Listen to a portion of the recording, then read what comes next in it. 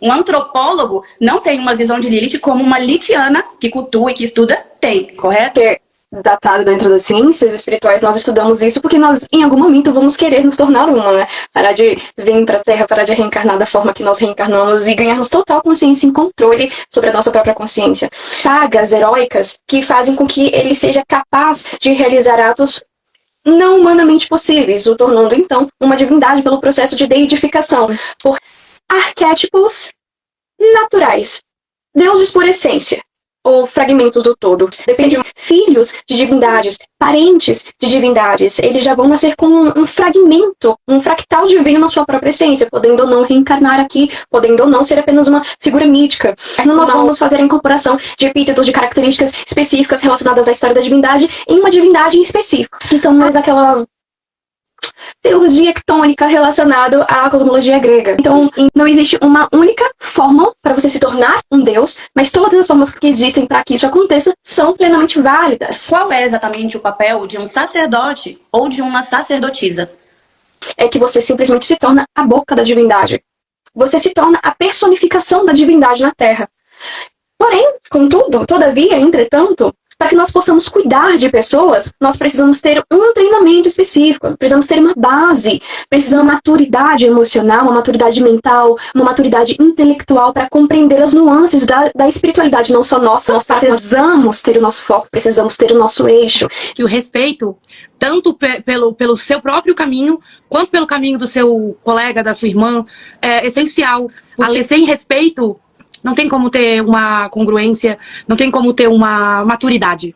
Muitas vezes nós caímos em vários debates super interessantes sobre o nosso triarque. Existem algumas coisas eu anotei, eu estou aqui com o meu caderninho de anotações. Dentro do caminho da mão esquerda, dentro dos assuntos de Lilith, que eu acho extremamente fascinante. E o caminho da mão esquerda exige que você tenha a compreensão de sair da sua bolha, de entender que o mundo é muito além do seu umbigo, né? Não é fácil você segurar uma tradição nas suas costas, não é fácil você pegar um pupilo para cuidar. Mestre, a maestria exige uma alta dose de sacrifício. Esse curso daquilo, mas você nunca vai saber o suficiente. O antropólogo, ele pode estudar sobre a história de Lilith, mas ele não vai viver na carne o processo de uma iniciação a um culto. Exato. Como você mesmo trouxe o conhecimento empírico, ele vai fazer com que a gente expanda o nosso consciente para com aquela divindade cultuada, para longe de um livro só, para longe de uma história que por mais que tenhamos datas, prazos e conceitos históricos num culto a uma divindade, isso não é linear. O ocultismo, em geral, quando a gente pega um livro e lê muito ao pé da letra, a gente acaba não interpretando e absorvendo em totalidade, porque é oculto justamente porque a gente coloca ali uma informação, mas se você perceber, por exemplo, nem sempre se trata sobre literalmente transformar chumbo em ouro. Pela falta de interpretação do contexto no qual aquele grimório for escrito. Então, porque muita gente abre a boca pra falar que Hecate come Daimon, que Hecate tem Daimon, assim como tem muita gente que abre a boca pra falar... É uma coisa que não tem jamais nada a ver com... que Lilith é um Daimon, e aí confunde-se os termos. Isso foi importante buscar a origem da palavra para que haja um entendimento, né, comum do que aquilo para nós hoje significa. Nós pegamos a nossa tradição, a nossa religião, nos vestimos e vemos o mundo a partir da nossa tradição. Podemos então com a próxima pergunta? Podemos. Porque hoje parece que se você faz uma pergunta, você está cometendo um crime. Uma seguidora perguntou: é verdade que ela foi a primeira mulher de Adão ou nada a ver? Que possuem um processo ao longo de várias eras. Ela não começa como divindade, ela começa sendo vista por outras pessoas que não a cultuam como um ser maligno. A gente volta lá na Mesopotâmia, onde existem os primeiros registros, que hoje a gente aglutina a figura de Lilith. A gente tem o alfabeto de Ben Sirá. Ele é um texto apócrifo em relação ao povo hebreu e judeu, mas este texto apócrifo, ele é apócrifo literalmente, e é uma sátira. E aí, muita putaria dentro dele, gente. Eu acho que eu não preciso falar, porque em tal livro lá na Suméria, ou porque em tal livro lá na Babilônia estava dito. Então a gente tem como a Soraya, são vários textos históricos que vão falar sobre Lamashtu, Lilitu, sobre figuras da Lilith, que são figuras lilithianas. E aí, posteriormente, a gente vai ter esse alfabeto de Ben Sirá, que é uma escritura apócrifa, que vai falar de uma forma pejorativa sobre Lilith, porque era um conceito político, filosófico e um conceito espiritual. Que foi pega por uma pessoa que tinha uma escrita, que tinha um entendimento limitado, e trouxe essa versão para diminuir a figura feminina, diminuir a figura sexual feminina, diminuir a liberdade sexual feminina, inclusive, para também enaltecer o patriarcado, enaltecer essas histórias que a gente vê se repetindo dentro de escrituras antigas que são da mão direita, né? Então, gente, Lilith não é e nem nunca foi a primeira esposa de Adão. Lilith nem tão pouco é apenas essa figura New Age que prega um feminista. Não é sobre o feminino comum como vemos hoje. É o feminino sombrio, são os tabus que a mulher é proibida de trazer. Por exemplo, a sexualidade. Não é aquela coisa de vou, como movimentos New Age fizeram, que é vou mostrar os meus peitos na frente de uma população para mostrar que eu sou livre. Não é sobre isso.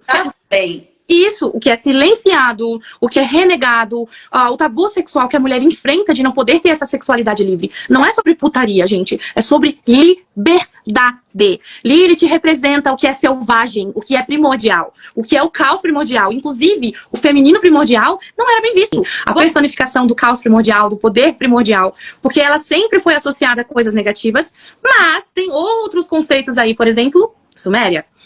Ela é dita como filha de deuses. Ela é dita como irmã de um deus. Então, como que ela não é uma divindade se ela já é filha de deuses, que não eram considerados demônios? E é uma energia daimônica. E aí a gente entra no conceito energético e não real do que é um demônio. Gente, compartilhem a live, porque esse assunto é extremamente importante. E já que a gente está tendo tanta dificuldade em poder perguntar, finalmente a gente está abrindo aqui um espaço de comunhão, de respeito, para que muitas dúvidas, que podem ser as dúvidas de vocês e de outras pessoas, vão ser sanadas por pessoas que entendem, que vivem esse movimento. Mas Inanna e Astarte são epítetos de Lilith? Foi uma seguidora que mandou. Mas tem muitas divindades que se pareciam com Lilith. E aí, como a gente não pode afirmar que nenhum ser é ou não é nada, então a gente vai entender o que foi aglutinado naquela época. Não tem como provar isso, entende? E por gnose, quando cultua Lilith, você vai perguntar se aquele epíteto é real e ela vai te responder. Né? Porque Inanna é uma deusa, e sendo uma deusa, ela não compartilha da mesma energia que Lilith, porque ela é descrita como uma divindade, e ela é descrita, na época que ela surgiu, como a divindade que ela é, já com o seu séquito, já com a sua energia, já com as suas características.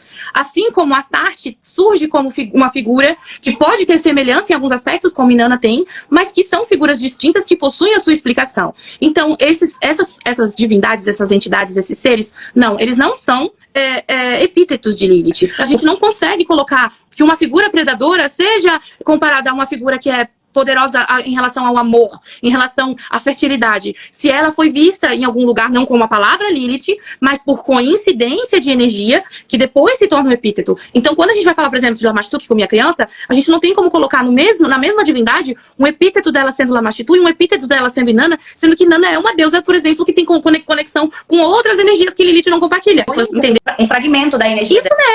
Isso mesmo. Se você tá falando de uma energia que lembra Lilith, que deu match com Lilith perfeitamente, que tudo se encaixa com Lilith, pode ser considerado um epíteto. Outra, então, o sincretismo religioso, que é o que a gente já consegue implantar aqui, e a função do epíteto como descrição da essência e da natureza daquela divindade. Exato.